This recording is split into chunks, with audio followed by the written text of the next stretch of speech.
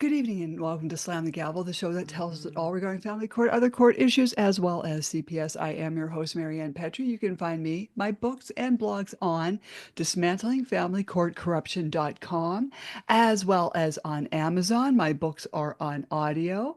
And I'm also working on having t-shirts printed up, dish towels, and cook's aprons, and all sorts of things with Slam the Gavel podcast on it. So this is going to be pretty fun. I'm working on that.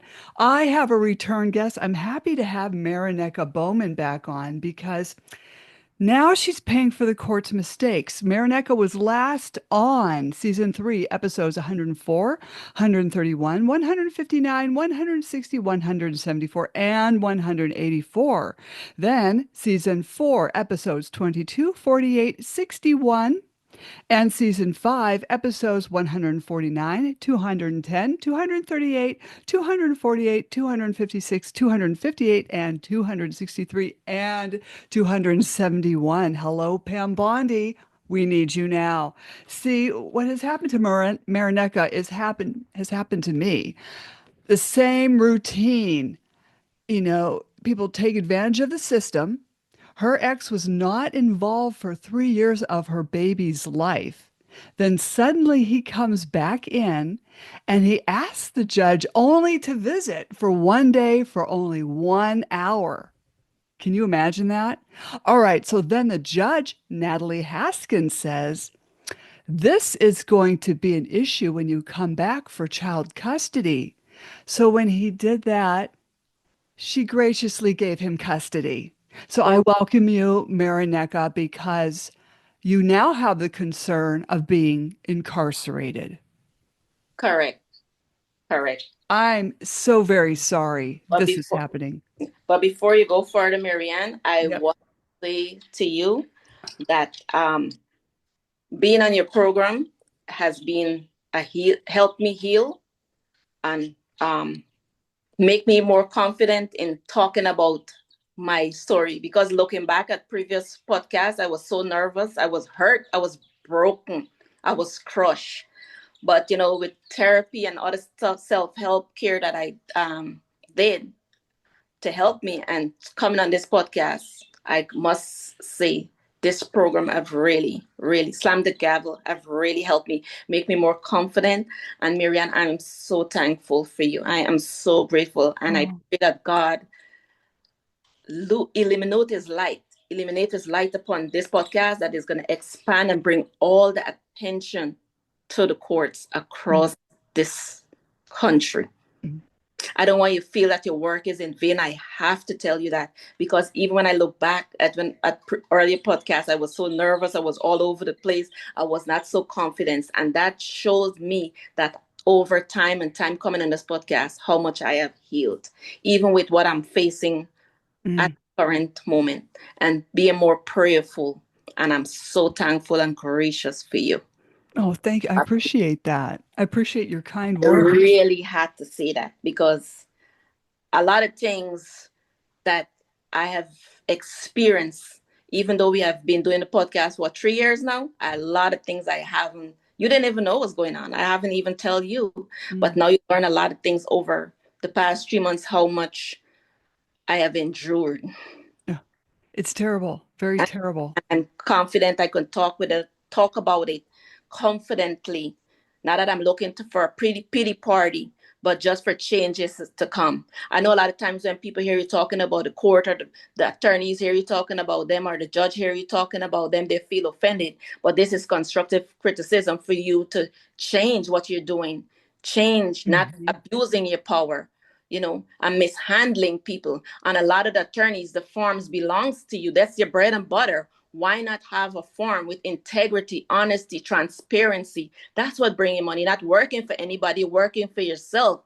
Why not treat people with humanity, with Mhm. love, with respect, regardless of how you feel about that person or where they're from? You understand? I had times when they make fun of my accent, like, oh, Guyanese people don't know how to speak, or like we are Who dumb, or said that?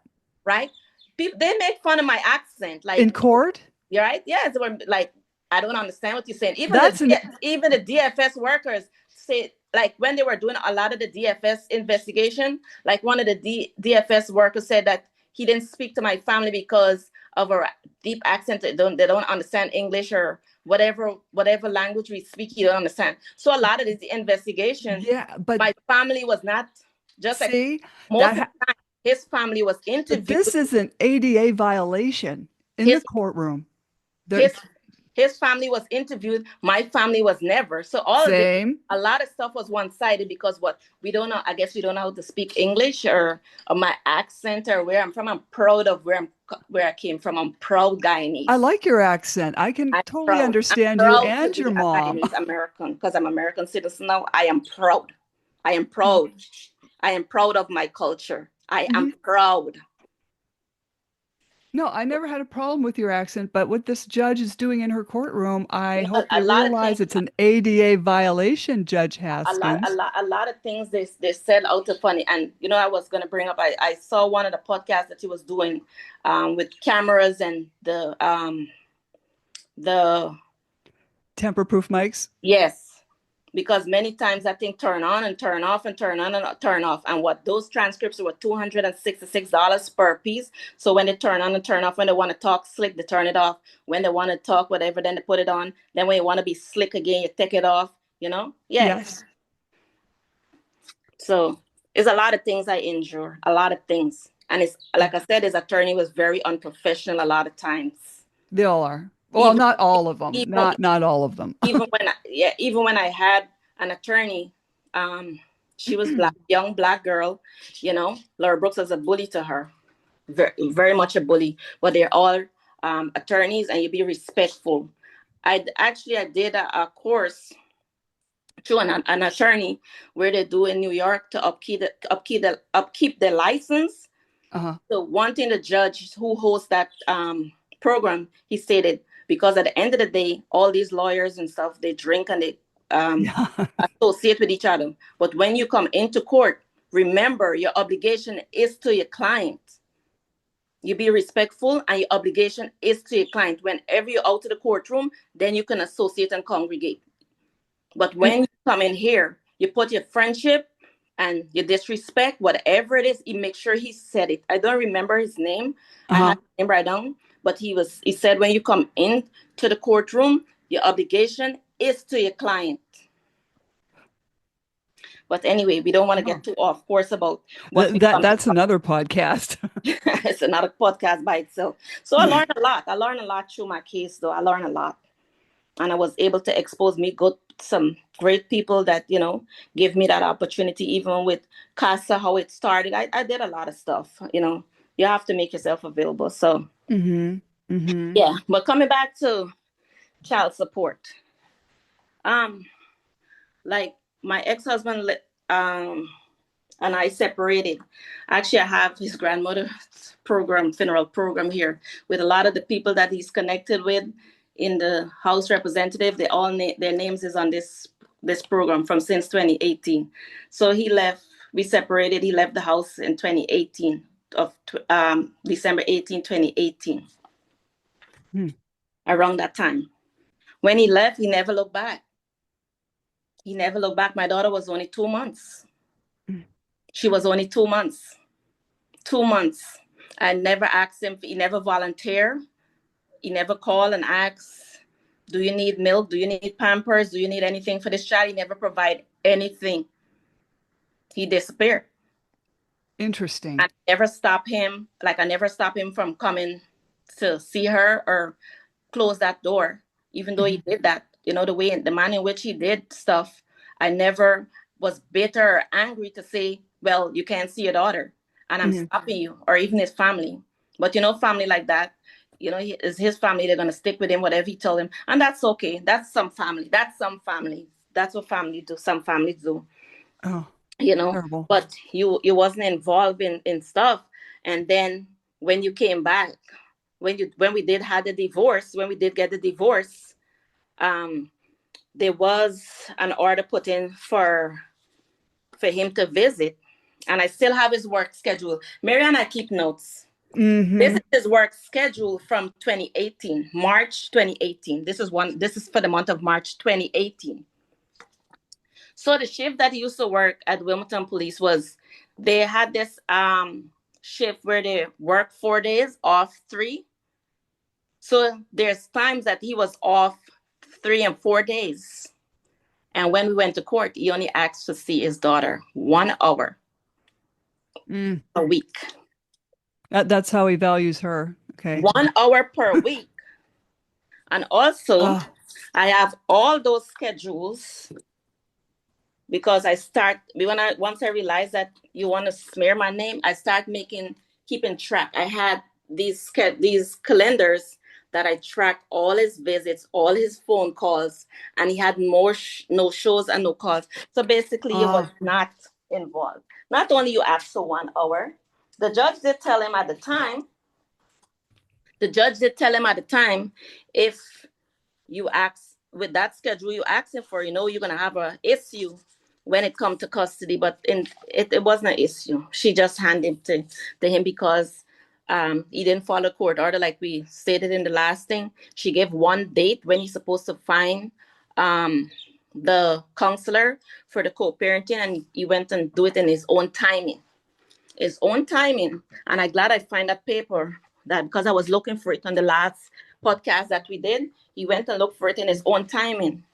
I did send him a copy of they have a Delaware fatherhood program would do the counseling for free, but he went and looked for Dr. Zingara, and I find this paper. Dr. Zingara rate for consultation for his thing is $2,500. However, I ended up paying $1,000 because I guess Laura Brooks slipped up her mouth and said $1,000. He was very angry. He was very upset because his fee to start with is $2,500. So you went to find something that I have to pay for initial cost is $2,500, and then any counseling after is $6,000. So I could not afford to keep paying for Dr. Zingaro. And the thing is, Judge Natalie Haskins said if I didn't cooperate in the co-parenting, she is going to give him sole custody. Mind you, he did not follow the time when she said for him to do it immediately. And then on another order, she gave him a date. He didn't follow either of the court orders. He waited like October, September to go and find Dr. Zingaro with all this money. And by the time we reached back to court in December, we had only done 3 counseling sessions. And she said that wasn't enough, and that wasn't good enough for her. And she gave him sole custody. Oh. And he was not. Yes. I think she needs a psychological evaluation. And remind you, on that court order, she already had written it that if I don't cooperate in the co-parenting counseling, she was going to give him sole custody. So you premeditated it. You write it, and he saw it, and he manipulated the system and did what he did. Yes, he did. He did that. So coming to the child support. So when he left for a whole year or two, he didn't, actually a whole year and a half or two, he didn't pay no child support. He didn't give me any financial assistance at the time before we end up reaching in front of, we started going through the process of me getting child support. He didn't want to pay for daycare, nothing, because at the time they didn't give me any child support, I think, because they said I was unemployed. I think in the beginning, something like that. But anyway, we did end up reaching in front of a commissioner because at the time now I'm paying for daycare. I have my daycare expenses here. Right. This is in front of Commissioner Maxwell that we went in front of. And I already was on my disability because I got injured from my job. Right.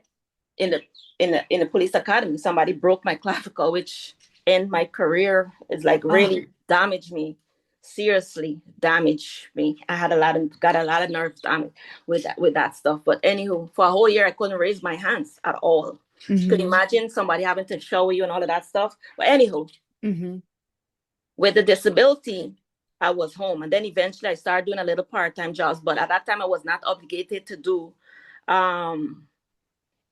Wasn't obligated to pay child support, any child support.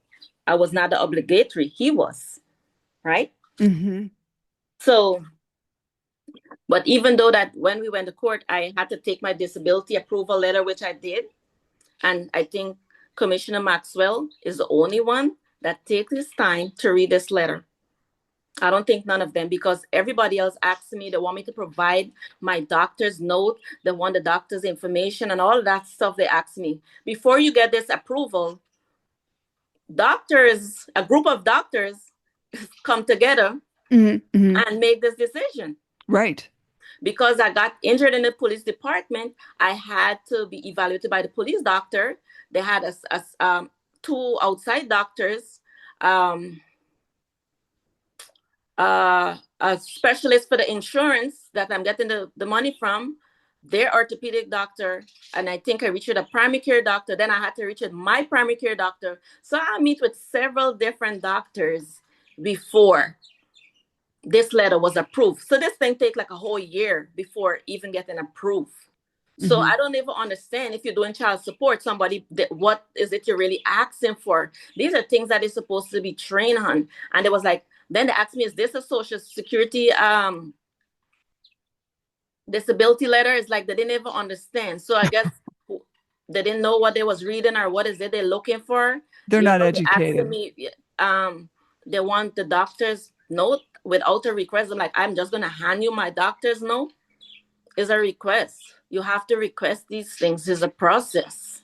And the doctors too, not working with you, they have that license to protect. I don't understand why people feel that these doctors is just going to write things and give you stuff. These people are going to protect themselves because they don't want to be sued. They don't want to be sued. So before you get this, I don't understand why the court asking people for doctor's note for these, especially when you have an approval letter. It's a group of doctors that need to be educated. It's a group of doctors who come together before this approval happened. The only thing I didn't like with him. So when the disability approved, because it took so long, like I said, it took a year, they gave me like a retroactive check. And he was like, I guess when he see how much I got, he was like, why are you working? Why am I working? I have a mortgage at the time. I had my bills to pay. I have a young baby. Father don't help. Right. Then he can say, oh, I didn't give you permission. The father, I didn't give her permission to work. You didn't give me permission to work. You're not helping me. We're in the year 2000. You're not helping me. And then he was like, why are you working anyway? Why you don't do like a drop-off center? I don't know what time. I don't know what he was thinking when he told me I could have just used a drop-off center, go work and come pick up the baby. I don't know. I don't know. But that don't exist at all. Well, I think he needs a psych eval too. That drop-off done. And then the father stated, when I bring up about his business, that he had since 2005, a licensed business that you have to pay for a yearly license upkeep. He claimed that the business is, he filed bankruptcy, but I get his bankruptcy notice that they already sent one to me, right? His business was never part of the bankruptcy. His business was never, his income for that business was never factor into child support, even when he was paying me, and even up until now. As among the times that I said, even in 2022, when I brought it up in court, they said, oh, the business, his attorney said, oh, the business is not functioning. He just do pro bono work. And she wrote that he did pro bono work for her. You remember in the last podcast, I did mention that he was doing pro bono work for his attorney. I think that's a conflict of interest. Another thing with the disability that I have with the state, that at the time when I when it started, I think they stopped that. But once you're on the disability, they have a cap of how much money you can work for. Right? There is. How much money you can work for. So there is a cap on that. All that time, they were inflating my disability because they're saying that I don't have a disability. You don't know my challenges. You're not my doctor. So how are you to assume? So not only that they inflate the child support amount with the disability and the rules, which I think they weren't aware because this is a state law. So I'm not sure the person who calculating the child support, if they were aware that is a cap on the disability amount of how much you could work, even though you have the disability and you work. If there's a certain amount you can't work more than, I think was at the time I could not work past 12,000 or something like that. So that's why I started doing the Was it? behavioral interventionist job. And Mhm. also I did the behavioral interventionist job because that gave me an opportunity to see all the schools when when it was time for her to go to school. Mhm. So I don't think they were educated on that, or I just think they just want to be belligerent and just do whatever they want to do.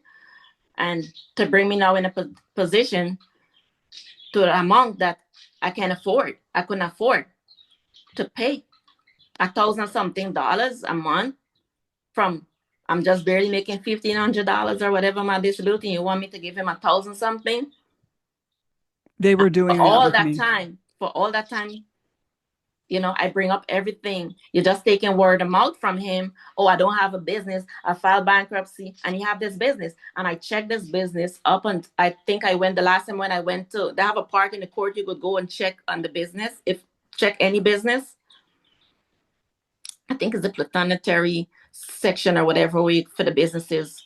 Peru, you could go and see his business was still active for this year. So why would you have a business from 2005 up until 2025 and it's not making money and you pay a yearly fee for it? Does that make sense? No. But they never questioned him on that, It did just they? everything is just work. No, they asked him because when I brought it up, he said the business is just it's not active anymore. He's not making money, but they never asked him to bring any proof. See, same here. They Yes. never asked him for proof. And then besides that, you have your business, then you have other jobs, and then also you remember you work for the DMV and had like 4 different promotions that was not reported to the state. The income was not reported to the state. And he was working with the state and they claimed that they never received it. Then also on the child support, you ordered for me to pay into medical when he said that he is responsible because he was paying family medical. Then suddenly the child was on Medicaid. So that's double dipping.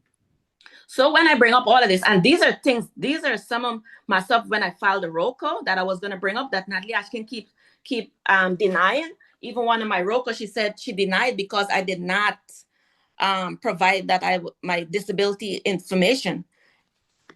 When you file out for child support, they always ask you for financial disclosure. I Right. have all of this, and on top of here, I did say that I'm on disability, how much it is, and I provide the paperwork. So how are you gonna say you cancel the case, you dismiss the case for one that when I didn't provide it, I need to amend it. I did. You still deny it, like everything else. You deny, you deny. You tell me I have to do X, Y, and Z, and when I go and do X, Y, and Z, you deny it. Then I'll do it back again. You deny it. And backing up for a second, my daughter was in daycare because once I started doing that behavioral intervention work, just for her to get used to people, I put her in daycare. I had the daycare expense, the receipt, the same one that I show you was $225 per week for the daycare, right? Mm. And I asked the commissioner at least let him give me back. But before we go to the court for this daycare stuff, I told the father, I said, could you give me $100 towards the daycare? He was Mm. like, no. I said, $50. He said, no. I said, $25. He said, no. I said, a penny. He said, no. Whatever the court say you're going to get, that's what you're going to get. That was his response. Mhm. So when we went to court in front of Commissioner Maxwell, he never made him give me back half of that. He never backdated that child support for him to pay me back at least half or quarter of that daycare expense. So he never did that. Remember, again, I want to see how many times he asked for to see this child. 1 hour per week. I'll be honest, if I And was a judge that heard that, if I was and Judge Natalie Haskins, hang on here, because you know what? If he replied to me like that, Marineka, I would say, okay, yeah, you want your 1 hour a week, but the child will reside with the mother, full sole custody. That would end it. That would seal it. Shouldn't that have sealed it? yes, she never did that. She never did that because even But that that's logical. Even when the attorney that I had put in said abandonment, because which is an abandonment in the beginning, he left her was two, Right. then look back. She said in Delaware they don't deal with abandonment. Oh, oh, uh-huh. Yeah, So I wonder. all of this, the Rocos, all of this that I was going to bring up in the Roco, I'll never get an opportunity to present none of these things. So now we have $23,000 back child support, and you're going to tell the court whatever they want to do to hold me in contempt for no back child support. Let us send me to prison. If I had that type of mind when you Uh, was not involved in her life for 2.5 years or how much, right? I never tell them to send you to prison, but you could watch it, people, and tell them send her to prison. oh yeah. I've seen it with my own eyes. My ex would run up to the rail and yell at the judge to put me in jail because I was in 17,000 in arrears and he said that was a felony. I am going to show you another thing. This is and this is a different commissioner we come in front. When I had an attorney for this Mhm. child support hearing, but the thing is that she took my money and she did not tell me when before she take my money, she did not understand how they do the calculation for child support until we reach in court. At that time, what could I have done? What could I Well, have done? Nevertheless, like I said, Laura Brooks was Laura Brooks' attorney. Laura Brooks was railroading this woman because she was young and black, and she figured that, oh, I'm going to trample her, I'm going to pounce on her. She's not knowledgeable and whatever, whatever. You pounce on her, right. Well, and she could was that be disrespectful. racism? Yes, but the thing is that the point that I want to bring up, right? Because one of the issues that was missed in this case, because there was a court order here from Judge Natalie Haskins that my daughter should be in part-time daycare. It's court ordered. As much as it's whatever, however it's written, it's court ordered. Part-time daycare. He went and signed her up for full-time daycare. He went and signed her up for full-time daycare. His attorney, Laura Brooks, testify and say that I am misusing the daycare. She don't know what. So when I think was who we had, DeSale Haley, Commissioner DeSale Haley. So what the mother do on her time when she got the child, she don't know. But all she know, mother is abusing the daycare, which she didn't take time to to listen, because even though the attorney tried to explain to DeSale Haley that is a court order stating that this child should be in part-time daycare, she just that went over her head. So she blew off what your attorney was saying, Yes, she blew it off. deliberately blew it off. No, because Laura Brooks too, when the attorney was trying to speak on my behalf, she was like, "Oh, the counsel is arguing with the judge, and she should not argue with the judge." Okay, I paid that woman to represent me, regardless what was her circumstance. She didn't know. She had a point to make, and I think respectfully, she should Mhm. have given that. You disrupting her by saying, "Oh, she arguing with the judge." You made your point. You say what you had to say, Laura Brooks. Mm, That woman should have given the opportunity to say what she wanted to say because I paid her. mhm. Exactly. So all of this, you said I'm misusing the daycare, and you add all of this cost. So all of this cost add to the $23,000 back transport, and I couldn't afford it. I couldn't work. You understand? I couldn't lift my hands, Hmm. and even until now, my hands is long and short. I born with two hands going straight up, one going straight, one going to the nada. That's how my hand left. I could only lift it but so much and for so long. Oh, Why the Judge Natalie Haskins at the time said part-time daycare? Because I told her I was teaching my daughter. I used to homeschool my daughter at right. public school. These are work that I did. Some of it that I did with my daughter. Aw. Right? These are work that I was doing with my daughter. And even some of the work my daughter did with me. That's why I'm so disappointed with where she is right now with her education. Because Right. like simple words like this, the, my, that, they, she gets still getting problem with. And she going into second grade. She's going into second grade. Mm. But you see, the father want me to go to jail because these are things that I'm speaking up about, so he wouldn't be held accountable. Yeah, he doesn't want that. Even with and then I guess he started coming into the center, and then with the counseling, since April. The judge said once a month. We about to finish June. The counseling and started. Every time when I put in to do unsupervised visit with my daughter, she always she's scared. She have to get comfort toy and all kind of thing. When court finished, all of that go through the window. All of that went through the window. And then another thing, like you're saying that, oh, I did mention why I think you want me out, because like I said, you don't want to be accountable. I did mention that Laura Brooks had stated that in when we were talking about the court orders not being followed, when I had to pick my daughter up from daycare the Wednesday, and she emailed the my attorney to say, tell your client that she's not getting her daughter. There's a DFS investigation when DFS never contact me and said that I can't have her and all of that stuff. And they deny me my visit, right? I never see my daughter, I think it was 3 weeks after. When she came back, she had a cut.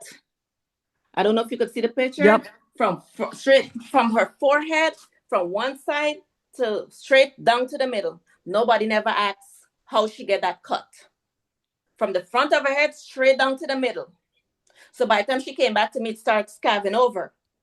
So you get me out of the picture in jail. You're gonna what are you gonna do to her? Beat her or bang her up? Nobody to say anything. Nobody to ask anything. Right. Nobody to advocate on her behalf. So you're telling the court put her in jail, right? Yeah. Nobody never asked.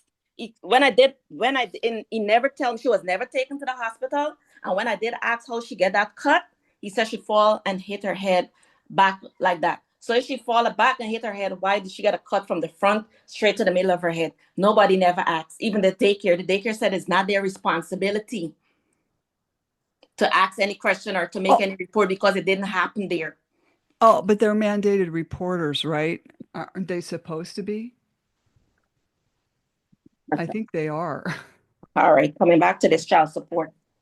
So I did file for, besides the roll calls and all of that, everything that was denied, every single one of them. So all these, a lot of the evidence I never really get to present because you keep denying. And even though I put the evidence in court, because a lot of my evidence was lodged in court, all the job and everything, even you working along with your business, all of that should have been taken into consideration. I should have never get a back child support to the amount that it is. And not even paying him $1,000 something a month, because technically his job and his business is way over what I was making even as a police officer. Both income combined together is way more than what I was paying. So how we come to for me to keep you inflating my income and all of that, but you understand the circle they were working in. Yep. So this is another modification that I filed in October 6, 2023. Never heard back from the court. They said that previous efforts obtained to jurisdiction to respond prove unsuccessful. They couldn't find him.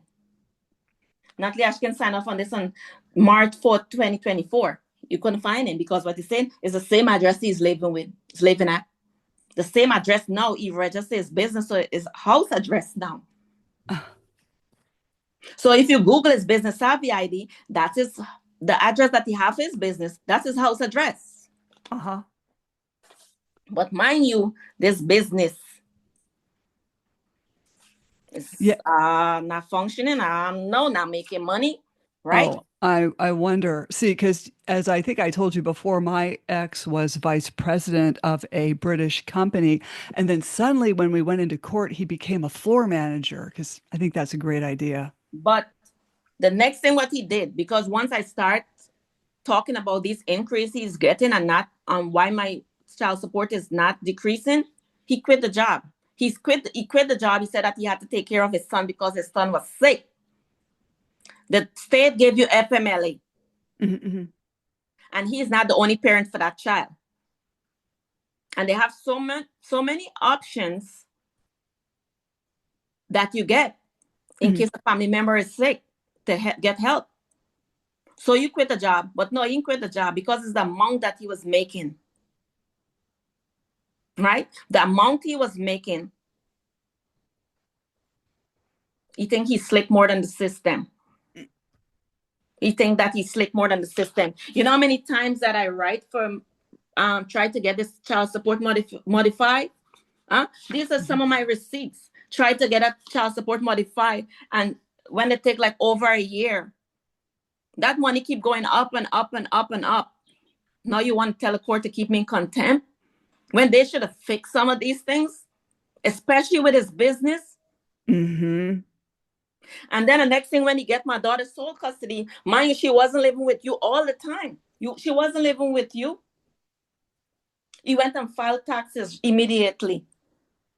And then they ask him, the thing is that they keep asking him everything, what you want, what you want. They keep asking him, how much money you spend on childcare? Over $10,000. That's what he tell the mediator, Jessica Martin, over $10,000. Even when I tell her about the business, oh, we're not here for this, because that. And then I said my disability check is there. Oh, she can't even see it, so she's not even going to be, she's not going to bother to read it.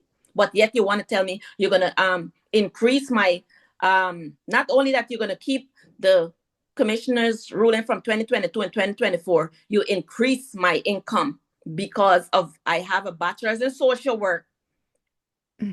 I can find a social work position to be a social worker, because all of that they did increase my income because I have a bachelor's in social work. I can find a social worker job. For you to be a social worker, you have to have a master's and you have to have certain other clinical credits, which I don't have.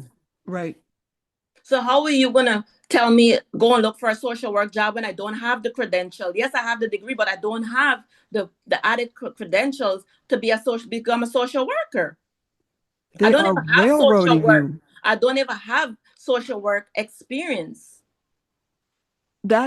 See, all of this is a pattern. I'm so glad you're bringing this up, because this is a pattern with all of us target parents, moms and dads that are targets, as that they are giving us an imputed income that we never made to begin with. Yes. And then they want to jail you, which is debtor's prison, which was abolished in 1843. So they're wasting taxpayers' funds by putting a parent in prison who can't pay child support based on either false allegations or making up an imputed income. So that the judge, okay, I'm not a lawyer, so everybody knows that, and there's no such thing as good legal advice, but that whole place needs an audit. Your ex needs to be forensically audited, and the judge needs to be held accountable for this extortion. Then another thing, like I said, he didn't work. Like he quit his job. He voluntarily quit his job. Right? So he was now working from since March to September of this year. He claimed that he had he got a new job.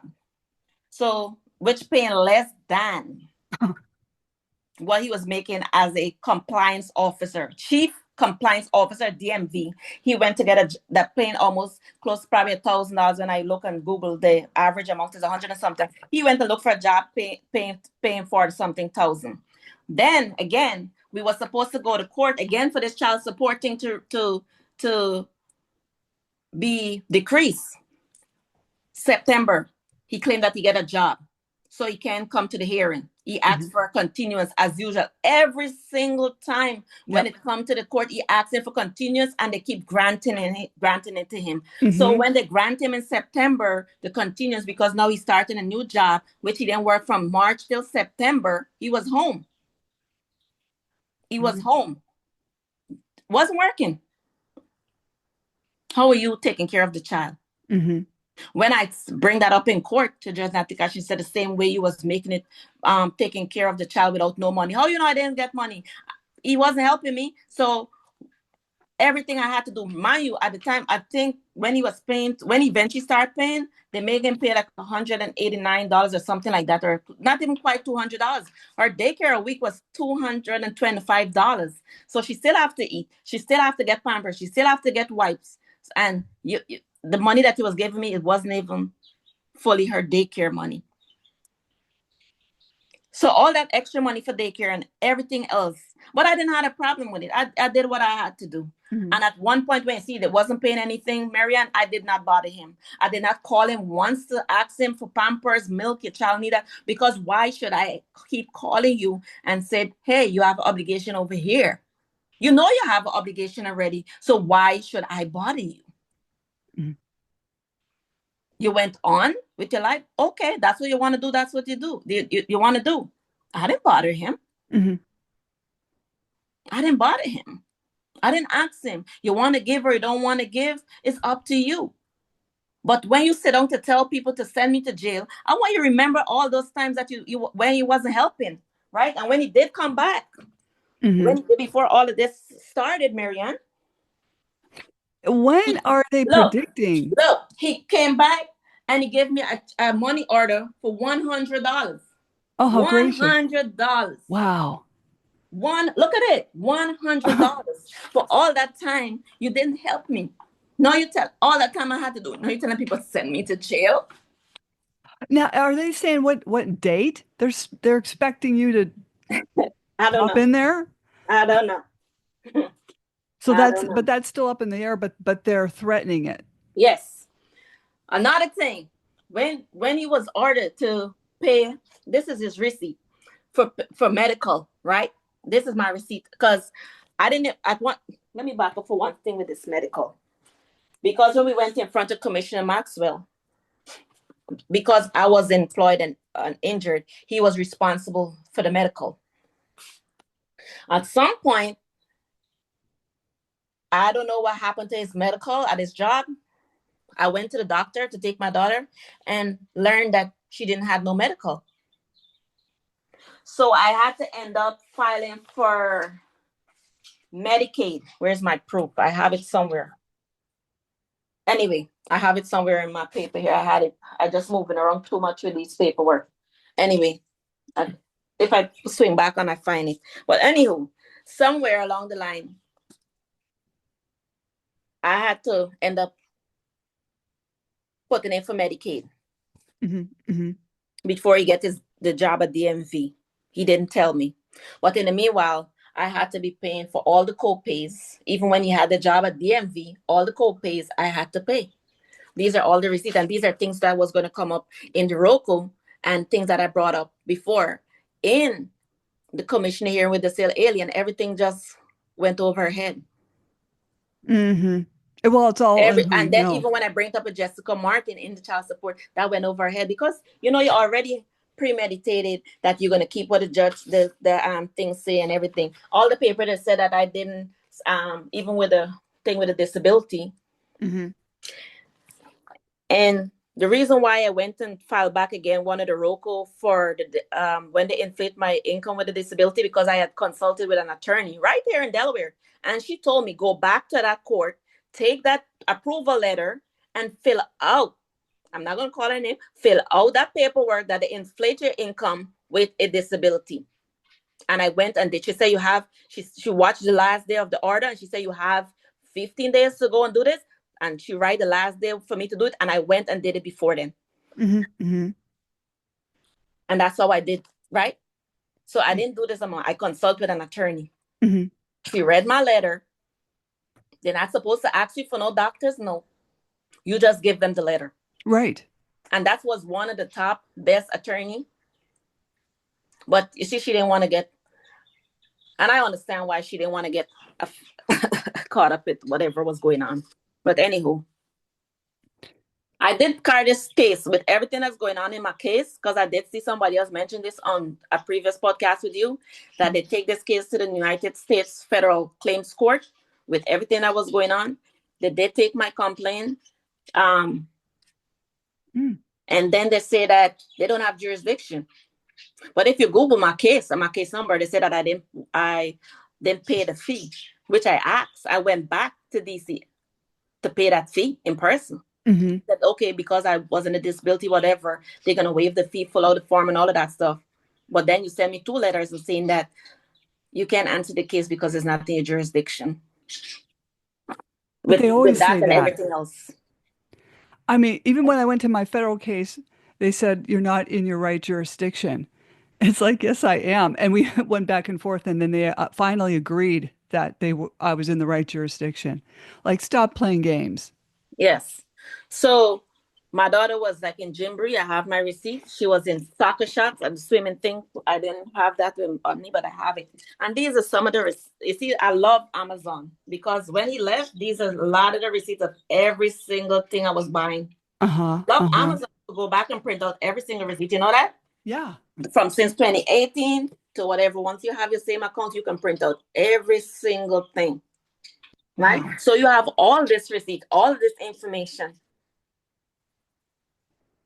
All that stuff I put back. Natalie Haskins was trying to give me back all my evidence for my child support. When I went to court in the 7th of February 2025, she was like, "You don't want back this?" She tried to give me back all my evidence. And I said, "No. I already have a copy of it." Right. No, you want to, because you mess up on your calculation, you ignore stuff because you guys was doing stuff on a friends basis, Mm-hmm. word of mouth basis. You don't want to say, "You know what, I mess up. I mess up. Uh-huh. How can we fix this?" So their way of fixing it is for asking him, "Oh, the money is coming." Like Jessica Martin said to me, "Oh, the money is going," telling him, "The money is going to you. You decide what you want." Oh, let her go to court. Hold her in contempt. Let her go to incarcerate or follow a process. And I said, "I want a commissioner hearing." She said she turned to tell me, "Oh, the commissioner would not make a different decision." In the name of Jesus. Okay, so let me bring this up. We've talked about this before on other podcasts. The ACEs score, the Adverse Childhood Experience Score. And if you Google that and pull that up, one of the questions is, have you ever had a parent that has been incarcerated? And what that does to a child later in life, it shortens their adult life in some way. So the ACEs scores, when these courts pull this, they're actually making these kids sick and they're sick with worry when they find out the other parent's in jail for something they shouldn't be even in there for. Which also brings me to the conclusion that Judge Natalie Haskins, Laura Brooks, and your ex, they are all child psychological abusers by pulling this on your child to incarcerate you for something that never should have happened to begin with. Mm-hmm. I know it would devastate my daughter. I know he's not thinking, and a lot of things that he had that counselor right that my daughter have all this behavioral trauma and all of that stuff that he have her writing. He caused it. He caused it, and he's helping them even to add to it. But he don't. He's not taking into consideration when she turn an adult. These records is gonna come back when you apply for certain jobs if she do, and it's gonna affect her not to get these jobs. I don't Mm-hmm. know. He's just thinking. He's so bitter. He's so angry. He's so vindictive and evil. Mm? Mm-hmm. He's a personality disorder. But you know what, Miriam? With all of this, I have no part of me not to be bitter inside of me. I have no bitterness inside of me. I'm not gonna carry nothing that he's carrying. All that anger and hatred that he think that he have for me, and doing all this evil stuff. I have no anger. I don't have space for anger for him in my heart. Absolutely none. For none of them. Like I tell him, and I wrote him and said, "I forgive you for everything that you're doing to me." And I mean it, and I'm going to say it publicly. I forgive him. And I have no room for anger, no room for bitterness. Yesterday, I had to laugh because my pastor texted me. I don't know, my mind was like in some other place. And he texted me, said, "Even though people prosecute you, you have to still love them, and you still have to forgive them, and you have to pray." And I just laughed because I know exactly what I was thinking. And which bring me to a scripture that I want to share that I find with this court. Jeremiah 20:11. "But the Lord is with me as a mighty, terrible one. Therefore, my prosecutors shall stumble, and they shall not prevail. They shall be greatly ashamed, for they shall not prosper. Their everlasting confusion shall never be forgotten." So all the confusion and stuff that they're causing in my life and in my child life, it would never be forgotten. I forgive you, but it would never be forgotten because we have to forgive. Because, like I mentioned before, forgiveness causes heart attack, it causes unnecessary stress, it causes ulcer, it causes pain in your stomach and stuff like that. And we cannot have expectations of human being, because they're gonna always disappoint us, especially in these days. People don't have a heart. They don't have no humanity in their heart. They don't have no compassion. They don't have no empathy. They're just cold-hearted. Like David said, man hearts like beasts. Mm-hmm. Right? So you could sit and say that. And another like, this is a picture. My daughter, I'm just gonna hide her face. She's, you know, when the father was ordered to get full custody, the judge asked him, who is gonna help you with her? His father. His father was 80 years old. Oh. 80 with a lot of ailment. So when she started coming back to the house with her hair cut and all sort of different stuff, I said, where's your And the grandfather? eyebrow. The eyebrows. I said, where's your grandfather? Then she lay down and showed me this. That's how I know he was dead. That's how I know. That's her laying in the grass in front of the house on the patio, showing me her grandfather is laying in a baby bed, dead. Mm. So you thinking you're being spiteful, that you're being helpful to your daughter? For whatever reason you think you're upset with me about, because I don't want you back? Mm-hmm. Then she come to the center, because he's definitely listening to this podcast, because she came to the center Sunday and she asked me, Mommy, this is how Guyanese speak, two to two, like pronouncing, that is how they pronounce words. Mommy, remember that book you was reading? That's how Guyanese speak.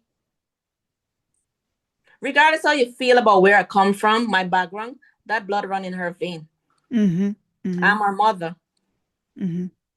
And it's something about the Guyanese people, the Guyanese woman, that 8 years now, you're still fighting me and going back and forth behind me, even though you say I had other people and other relationship. It's something about this Guyana woman that you cannot let go. You know, for the sake of my daughter, like I'm telling you, like whatever needs to be done just for us to co-parent in peace. I don't want you, but he don't understand the effect that he's having on this child. Mm-hmm. You don't want her to have a mother.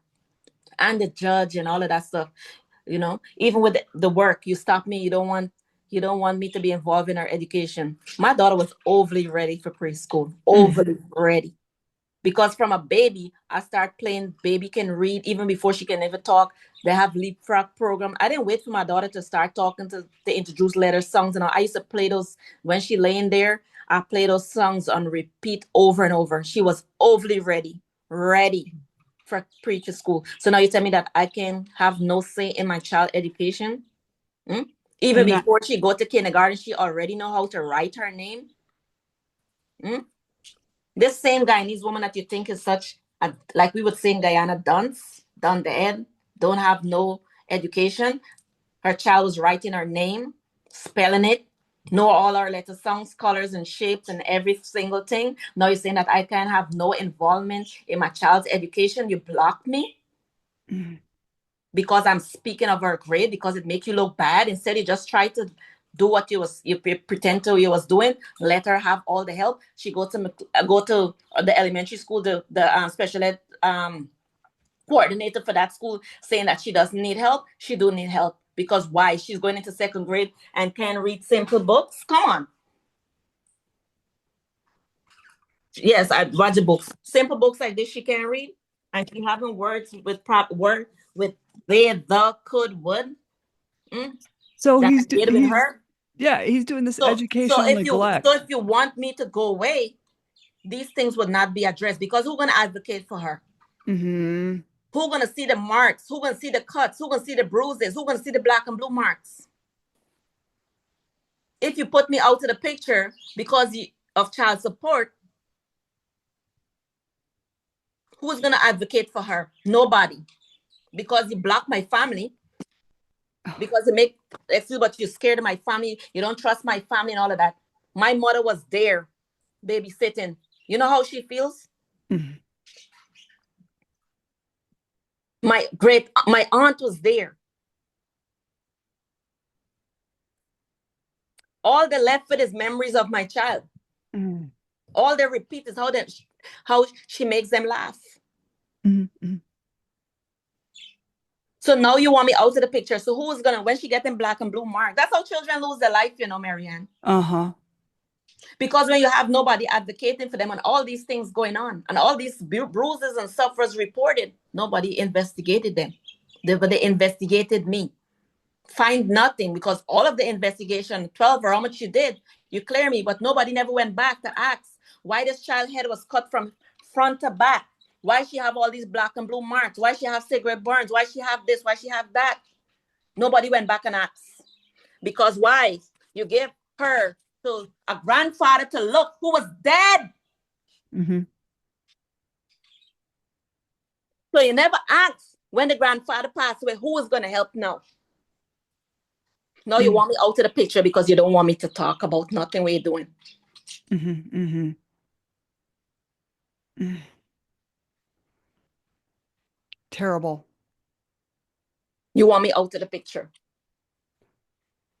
You was out of the picture, then providing for her financially. My child didn't want it nothing. Mm-hmm. I didn't limit her nothing. I give her everything because you know why? It's growing up in Guyana as a child. I mean, we wasn't poor.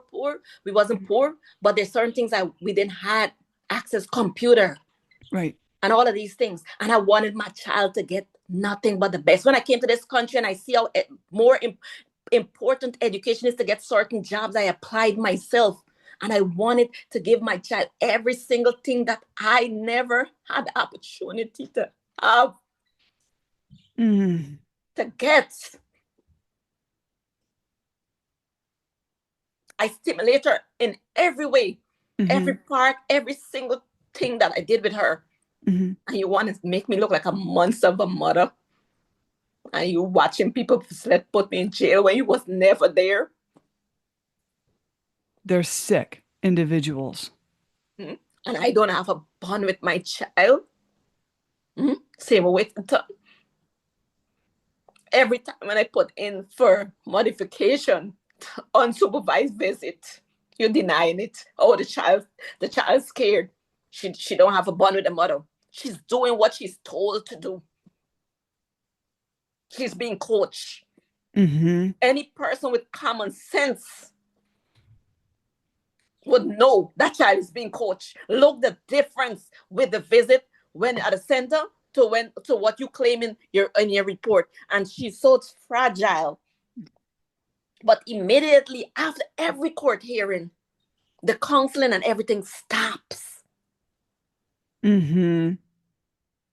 Convenient. He said that she's gonna be in summer program. School closed since when? Until now. He told Judge Natalie Haskins she's gonna be in some program and he's gonna give me the information. School closed like what, 2 weeks ago or a week ago or whatever, until now. And he told her this, I think, in the last case management conference in December of 2024. And I think he mentioned it back in the 7th. Until now, you haven't given me the information.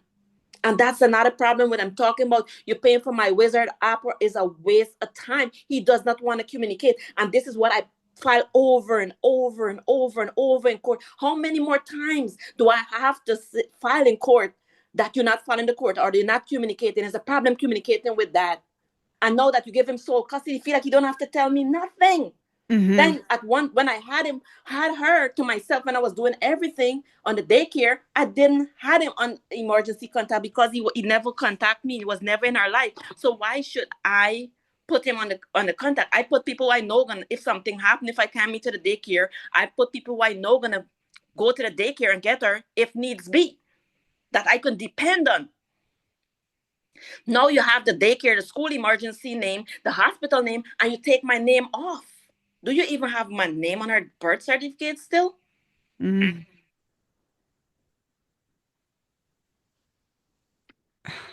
So wrong. And you have all these women stand and support him.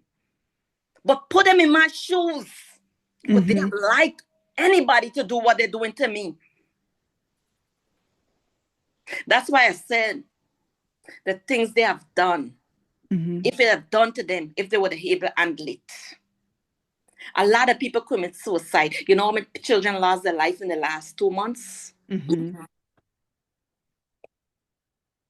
So you want to get rid of me so I can advocate and talk for my child. Oh, we Guyanese people done some stupid. I come from a rich culture. The judge said she didn't care not when I was talking about that here too, and I think I did mention it before. She didn't care about my culture, but I carried her to Guyana and she would have a beautiful time. She would want to go back again and again and again and again and again and again because there was so much to learn from our culture. Mm-hmm. Right? Okay. Because it's a culture, and the child should be still seeing your mother and aunts, And her but cousins, my brother's right, kids. right, Those are all the people that she ever knew all the time. right. When And he you were was there when from we the were nowhere. beginning. I mean, Exactly. he blew it. In my opinion, Exactly. if I was a judge and he said, I just want to see her one day for just like an hour, I'd be like, okay, well, the mom is still going to have sole full bodily custody or however they word it. And even though he asked for that 1 hour a week, he was not consistent. You know how much no shows, no calls, no visit he had? Right? Sometimes 2 or 3 months.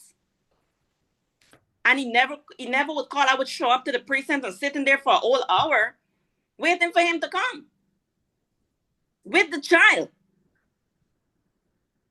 But all this went over their head. All that time. But now you're telling people send me to jail. But like my grandmother always said, though, the hole that you dig for somebody, make sure you dig a second. Make sure you dig one for yourself. And all of them, I'm going to read this. Let me see if I can find my scripture again, because I need to read it again for them. I need to. Jeremiah 20:11. Mm-hmm. But the Lord is with me as a mighty, terrible one. Therefore, my prosecutors shall, instead of the might, shall stumble, and they shall not prevail. They shall be greatly ashamed, Mm-hmm. for they shall not prosper. Do the right thing, people. Mm-hmm. Their everlasting confusion shall never be forgotten. Because they're already showing my daughter the podcast, which is a good thing. So now she know about those podcasts. So when you think you do me all this thing, she's gonna go back and she's gonna look for Marianne podcasts. She said Marianne is my friend, and she's fighting. She's gonna go back and look for that. Because and you know one thing I have to bring up too. And I think my daughter was about 3. Dr. Zengar told him just like that, out of the blues in one of our sessions. Called Anthony, do not be the person. Do not be the reason why this child would not see her mom. Mm. No, I wouldn't do that because of the. You tell him again. He said, I'm going to repeat again. Do not hear me. Be the reason why this child do not see her mother. He says, what? He said, here, let me tell you something. I'm a grandfather. Mm. Before first, I'm a grandfather. I'm a father. And I have been doing this job, I think, 35 years now. And I see this playbook all the time. Mm-hmm. Because you may underestimate that children don't know what's going on, but they do. And I know my daughter do. And you're going to regret if you don't make her see her mom. Mm-hmm. But you're so arrogant and you take up whatever. And that word, at the time when he said it, I was like, my daughter was just still small. Like, what is he talking about? Mm-hmm. Mm-hmm. But now all of this is going on. And I thought about it yesterday. I ain't tell you no lie. I said, I want to know if Dr. Zingara had special eyes or something. He see this. He see it. He saw him. He didn't tell him one time. He didn't tell him 2 times. He tell him 3 times. Regardless of his price, Marianne, he was a very great doctor. Mm-hmm. He is a very great doctor. Regardless of his price, he's very professional. Regardless who he may connect it to or whatever, he was very professional in his dealings with my ex-husband and I concerning my daughter. I can't say nothing differently. If I say anything differently, I would be lying. That man Mm-hmm. is very professional. He made my daughter number one, and he makes sure he takes the necessary steps to make sure that bond between my daughter and I and my daughter and my ex is connected. He's the only person. All the other counsel, they just listen word of mouth with the father's name and they run with it. And no, he was very consistent. He was very professional. He was very efficient with what he was doing. And for somebody to break down the profession, to come off that professional coat and said, you know what, I'm first a father, second a grandfather, before this profession. Mm-hmm. So before a judge, you're somebody's daughter, just like, oh, I am somebody's daughter. Because if their position was reversed, the pain that you caused in my mom, the pain that you caused my family, your family would have been feeling the same. You're upset because I'm talking publicly, but when you in certain position, people will talk. People are going to talk about you regardless. But certain things you should not give people the leeway, the open door to talk about you, especially when you're abusing your power and Mm-hmm. you're not doing your work, mishandling people. And when people talk about it, you're upset. Instead, you correct yourself, pull yourself together. Because as human beings, we all make mistakes. We all err at some point. We're not perfect. None of us is perfect, regardless of who we are, regardless of how high we feel we are. None of us is perfect. None. Nobody's better than another person. Yes, you may have more cars, you may have bigger house, you may have more money, but we're not better. Right. We have to be careful how we treating people, because what goes around comes around. It does. What goes around definitely comes right back around. But I don't have no hatred in my heart for anybody. Mm. Regardless of what they planning and they thinking, God plan didn't say so for my life. It didn't say so. But we can end Mariana. Well, Yeah. I'm so glad you spoke out about this. I really didn't want to see this coming, but Judge Haskins needs to know that debtor's prison was abolished in 1843, and she's wasting taxpayer dollars if she does this to you, and she's going to increase your daughter's ACEs score, and that's child psychological abuse. But My daughter will be very affected if that happens, because she look forward to see me one day and every Sunday for 1 hour. She look forward for those days, for that time. They don't care. They don't care. You know what? And so much so, I can't really blame them. I blame the father, because he really don't care, because he's using her as his own weapon, right? He's mm-hmm, using her to his own. We separated 2018. It's like, okay, if you feel that I did something wrong to you, or the relationship, it's just time to move on. Because right. I don't know, like, why you so angry, why you so bitter, why, That like, yeah, that's why he needs counseling and he I needs a have no idea. psychological I abuse. really don't know what is his thing, and nobody don't see that he have a problem. Right? Because a lot of women lose their life like that, because men who behave like that, because working in the prison, like, see that a lot of men kill women, like, Mm-hmm. just with that same type of behavior. Like, if, like, that mentality, if I can't have you, nobody else can. And even if I don't want you, I don't want nobody to have you, and I'm going to make your life miserable. I don't Oh, care what it yeah. is. Like, with all the gang stalking and all of that stuff, that's how people lose their life. Mm-hmm. That's how Mm-hmm. people lose their life. That's how kids, like, you want to isolate me more from my child, because you don't want me to say certain things. You don't want me to hold you to accountable to those court orders and making sure our education and all that, because nobody else is going to do it. You're right. Nobody else is going to do it. So getting me completely out of the picture is easier for you to say, open up your mouth and say. Well, I'm glad you spoke out. And if anyone wants to reach Marineka, they can come through me at dismantlingfamilycourtcorruption.com, which I will put in the podcast notes. But don't jump off Marineka, okay? Mm-hmm. Slam the Gavel is a podcast to help the public understand what really goes on in these courtrooms. I'm your host, Marianne Petrie. You can find me on Spotify, YouTube. Please like and subscribe, Apple iTunes, iHeartRadio, Google, and other platforms that are out there as well. And again, feel free to buy me a coffee to help keep this podcast going. I thank you, Marineka Bowman, for speaking out. It means a lot. Thank you, Marianne, as always. Thank you.